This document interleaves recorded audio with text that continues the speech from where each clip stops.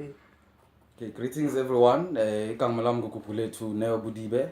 I'm here at UCT Dr Somikazi Deyi, who is a lecturer in the Department of Languages and Literatures. And today we're going to speak about the importance of promoting African languages as being key in preservation. Our interview is going to be based on an article that she wrote, and yes, we'll be discussing that. So welcome to you, Mama, and thank you for this opportunity. Thank you so much. Thank you. Mama, the first thing I would like to get into, I read this article of yours and I find it very enriching. And the first thing that you say from the get-go, you say Africa is the only continent that doesn't use its indigenous languages. Mm-hmm. And why do you feel that it's important to use them? Some people are arguing that, no, leave these languages to die, they're not developed, let's just leave it. There are other dead languages that have come and gone, so leave these African. So why is it important in the first place to preserve them? Thank you for that question, Gugu. One of the reasons that it is important to preserve our languages is that everything that we do is linked to our economy. Germany is thriving because they're using their languages. China is thriving because they're using their languages. Denmark is thriving because they're using their languages. I mean, most of the countries in Europe, they are just using their languages not only for communication purposes, but for content when it comes to curriculum, to doing business, to negotiate business deals. It's always fascinating to see a professor from one of the Danish institutes of Belgium coming to UCT presenting a paper and in their own language, and they've got an interpreter next to them. So can you see already someone's job is created just by interpreting? Yes. Why are they important? Because that's your follow-up question. Yes. When I use my language, I don't have to think twice. Mm-hmm. I don't have to mumble. I don't have to put the ums and maybe and well, because I'm buying time to get the correct concept. Yes. I just know what I'm talking about. I can argue, analyze, dream, and base on whatever I'm saying fully on the understanding that I know what I'm talking about. I'm not trying to say it. I am saying it. I'm not trying to think about it. I am thinking about it, and I can really present it to you. It is for that reason that our African languages are equally important for education. They are equally important for trade. They are equally important to ensure that our economy grows. Look at China. They are doing everything in their own language, and they're the richest in the world. Rather, they are the richest country in the world. So we cannot really argue and say African languages are not really at the same level and at the same power with all the other languages. We just have to do a lot, not necessarily to develop, because they're already developed. We just have to use them and understand that for us to get this thing better, it has to be really pronounced and announced in the languages that we speak. Okay, thank you. Okay, and then the second thing, you mentioned how it flows nicely into what you just said. You said it's not even a matter as such of development, it's just using. But there are some who are arguing that, like you said in your article, there's one school is saying we can teach even scientifically and economically, everything like you said, we can teach in our languages, and others are arguing that no, our languages are not strong enough in terms of teaching or intellectualizing them. So can you just edify that for us? You see, this debate is coming at a time where all of us who are really activists, if I may use that word, or all of us who are working on the language are proving that, by the way, that is contrary to that. It is contrary to the fact that they cannot be used as languages for teaching. We have developed materials in mathematics, isiXhosa, isiZulu, isiSwati. We continue to do those things in other languages. And if you are looking even in Africa, when you look at people like Professor Bambos, who have really taken Kiswahili and taken it to the classroom, you realize that our African languages are rich enough to work. I mean, you cannot tell me that mathematics cannot be taught in isiXhosa. Look at our infrastructure. You've got people who are building their own majochombe, amabubusi, imichondolo. Just out of the knowledge that they have, the indigenous knowledge systems carries a lot of mathematics, because every house needs to have iziko, which is a center. For you to calculate the distance between the door and eziko to entla, which is the upper part of the house, you really have to have some mathematics in you to understand how the walls will stand and the roof will stand. There is some imbued mathematics in you. So to me, it doesn't make sense to say we do not have enough language to teach this. We talk about these things. When we talk about inches, we talk about inyawo. Usuke eziko kuya emnyango, zinyawo ezinga. Meaning, we talk about inches, we talk about meters, if you like, in today's language. So we can build it from there. There's always mathematics in what we're doing. Aren't you counting money every day? Exactly. Aren't you really building things that are round? Aren't you playing uputa? Aren't we playing umlabalaba? And that's math. So it doesn't make sense to me to say we cannot teach these languages scientifically. We can, because biology is taught in isiXhosa, history can be taught in isiXhosa, geography can be taught in isiXhosa. And this is one thing we need to understand. When we say use African languages to teach science, to teach geography, to teach anything, we are not saying do away with the concepts as they are. For instance, if we're to explain the radius in isiXhosa, it's okay to explain it, but you don't have to change the term and do something different. It could be irradius. When it is irradius, then give the student or the learner the kind of understanding what really happens when you are talking about the break down the concept for understanding, but leave it in the language in which it is, because that is not even English in the first place. That is just a mathematics language, that is a science language, that is a geography language, natural sciences language. You don't have to change the concept or translate the concept, but explain the meaning in the concept. I failed maths because I couldn't even understand what the meaning of fraction is. And when I did my own research in mathematics, I realized that if somebody had said to me, if fraction inxenye yenani, unenani elipheleleyo and then uthathe inxenye yelinani and usebenzise elinani ukubala uphinda ukudibanisa, I could have managed it. But to spend 30 minutes trying to figure out if fraction yintoni inkosi yam lethethwa ngayo, izithi iqhekeza, izithi iqezu, in what context? In what context? So these are the kind of things we are not saying negate the language in which these appear, because I repeat, it's not in English.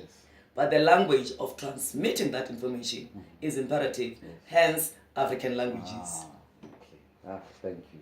I hope this makes sense. It makes total sense. It makes total sense. And again, it flows into what you're saying. I want to ask you now regarding this, about this argument of resources. What is to be done? What needs to be done? We need to move away from a mentality that says it is expensive to roll out a program that really uses our languages to develop e-learning, to develop a curriculum. We have always used translation as a method of development. It's not working adequately. Why am I saying that? If you translate existing materials from English to isiXhosa, to isiTswana, to isiPedi, to isiVenda, and all the languages that we have, the meaning is not really the same. But if we spend time and money to develop a curriculum yethu from languages zethu from the onset, one, we have no reason to do it again. It's done. It's complete. We don't have to go back now and really rebuild because the concepts will be there, the terms will be there, the vocabulary will be there, the terminology will be there. There will be no need for that. The only language you will need is the language to convey, because language evolves all the time. There needs to be the language to convey. We don't have to write that one up, because if we've got the register of the concepts on a particular subject field, then we do not really have to do it again. So money is spent once in the developmental stage. For instance, if you're looking at the stuff that we learn, and you look at it, you realize that some of the examples are not even relevant for us. One day I was making a very, probably doesn't make sense to someone else, an example of where you as students calculate the altitude when the plane is about to take off. who thinks about the plane when it's about to take off. What that you're thinking about is that, okay, I'm safe, divagate band, and I'm just sitting, I'm on board, and I'm about to take off. Who's calculating how much distance is between where the plane is supposed to, is supposed to move and from the ground level? Who's calculating that? No one is. So how is that then relevant to a child? Because not every child has been on the plane. Not even every adult has been on the plane. So sometimes I just see through the tarmac. I don't even know what happens. I'll leave that to the engineers. But give me the kind of method I understand. Give me examples that I understand. Wow. We draw angles. We try to teach angles, triangles from a pizza, and the circle from a pizza. But for God's sake, this is not even an African dish. And who is there about the pizza in terms of angles? Who is saying about the pizza in terms of mathematics? Why sing a into a sinazo? Why don't we use what we have? Indigenous conceptualization. Exactly. We can look at what is happening at home. To me, that's indigenous enough. Because we really cannot go back to 1800. But that is indigenous enough to go home and look at the squares as we're still in, and look at the triangles on our buildings, and look at the rectangles on our buildings again. Then we can really talk about the circumference, because it is the meeting point of everything that we have. P and O. So we kind of complicate it by bringing all the examples that are not really making sense to us. All examples that cannot be explained by as an adult. I cannot explain to the child what this is, yet it is what they have to master. How are they going to master? They are not exposed to it. They are not conceptualizing it mathematically, scientifically,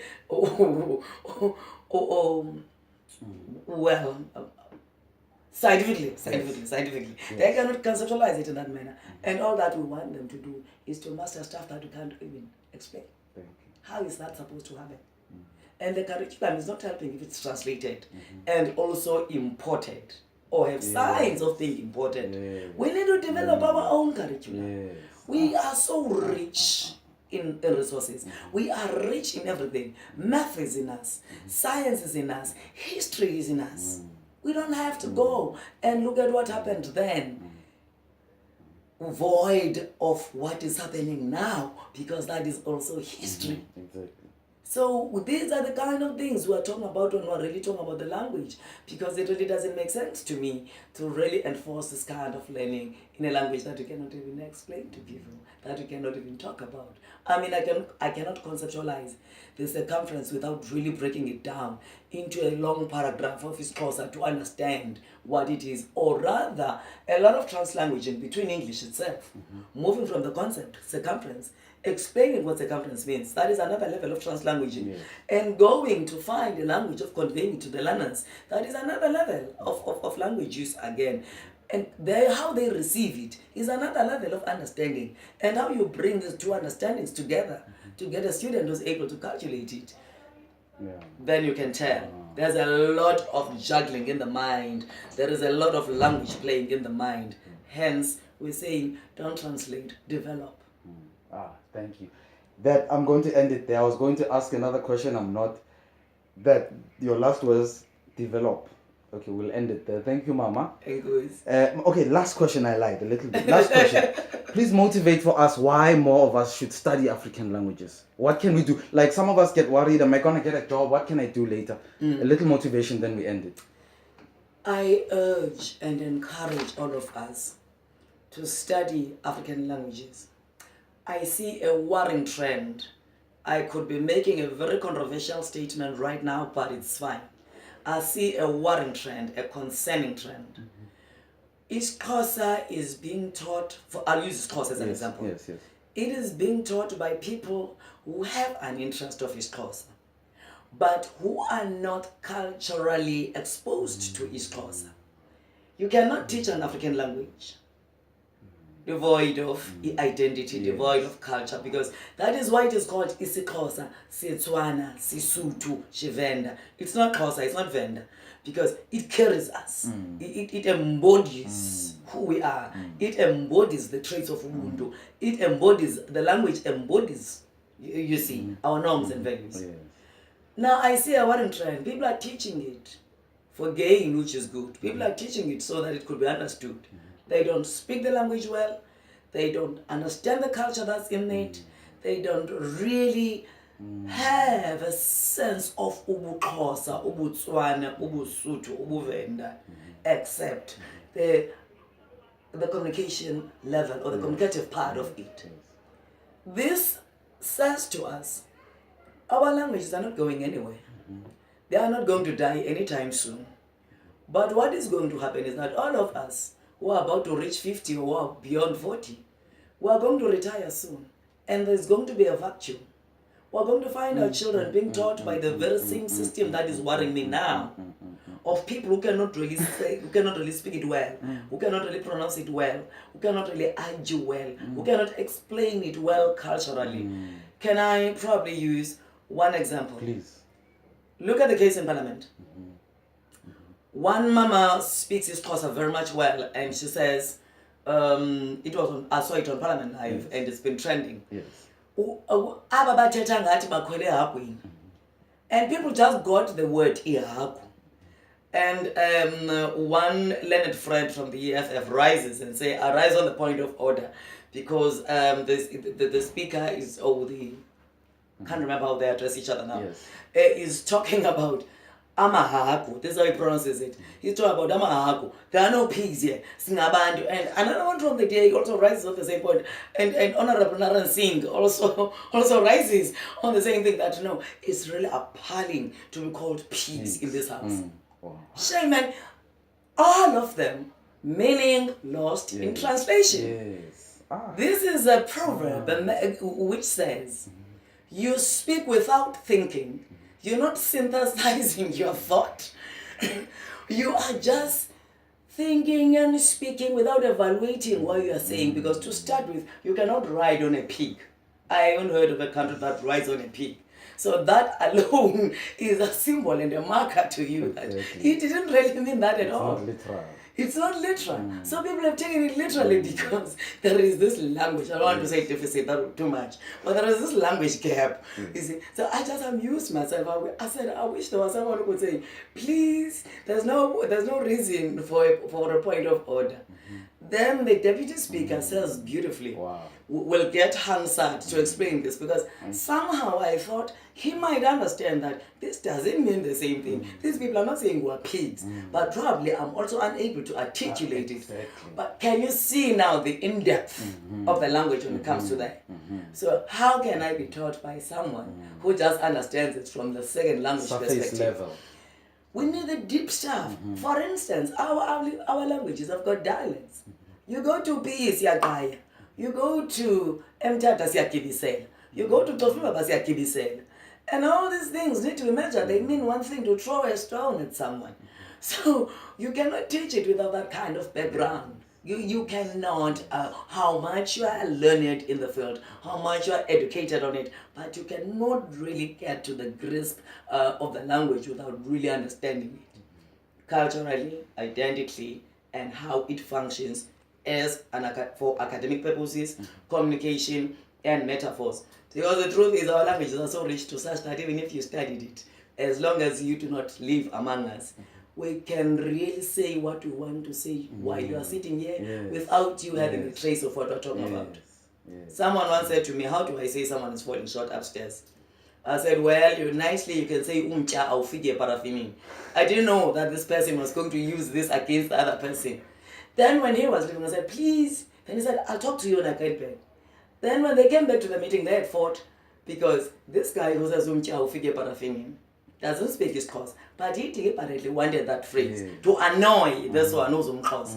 So they couldn't talk for the whole day before really ironing issues out, because meaning you've got some kind of disorder upstairs, you're falling short upstairs. Can you see now? It cannot be taken literal. There's a lot to African languages than what we hear, than what we do, than what we think, than what we take to be a learning material or to convey languages. Can we all develop them? Can I ask all of us to go and study to bridge this gap? Let's do African languages. We need Hansard, like I said. The speaker had to say, I'll go and check with Hansard, which means we need a lot of people there who speak our languages to be that point of reference in case people are fighting over amahaku and ukwele hakwini, when it means absolute something safe, you see. And we really need that to keep on lecturing and teaching on these languages. It will be a very sad situation to be taught by the very system that I've described. It will be really staying within the colonial mind and the colonial system once again. So African child, go and make use of your language. We need you to keep our proverbs alive. They make sense. We need you to keep our metaphors alive. They are really good. We need our literature to grow. And when it grows, it really has to grow accordingly. It's sad to listen to interpretation and realize that the people who are supposed to get this have been robbed of the meaning, because the meaning is not coming true. Because the one who's interpreting doesn't have enough resources to kind of interpret. So they begin to borrow from slang, and it really confuses the meaning. So this is why I'm saying, African child, register for African languages. There are jobs, you can create jobs. Exactly. You can create jobs. Well, there are many translators needed. There are many interpreters needed in every sector. Because there is someone who doesn't have the privilege and the opportunity that you have to communicate in a language that other people do not understand. Because you are privileged when you speak your language. If I cannot understand you, it's because I am less privileged. So there is someone who's less privileged who will need your skills. And we need to open these institutions and these institutes ourselves. Right now we receive the crumbs from people who saw a business entity to how African languages can be developed and be run with. Why don't we do that ourselves? We need to develop the books. I shudder to look at some of the books that students use in the model schools, current modern schools, model C schools, current private schools. When I look at those, I'm thinking, oh my God, why aren't we doing this ourselves? Why are we not doing this ourselves? Because at the end of the day, we keep on criticizing. And we need to be proactive. Thank you, Mama. We need to be proactive. We need policy makers. We need language policy makers in the African languages. Can you all get on board now and register, please? We need you even in our department. I'll tell you, all these institutions have got African languages development. Can go register for African languages, study them, and create your own wealth out of it. Because Africa is rich, by the way. We've got our richest resources under the sun. There's no more powerful note to end it on. So on that note, siyabulela Mama Raleboga. See you next time. Thank you.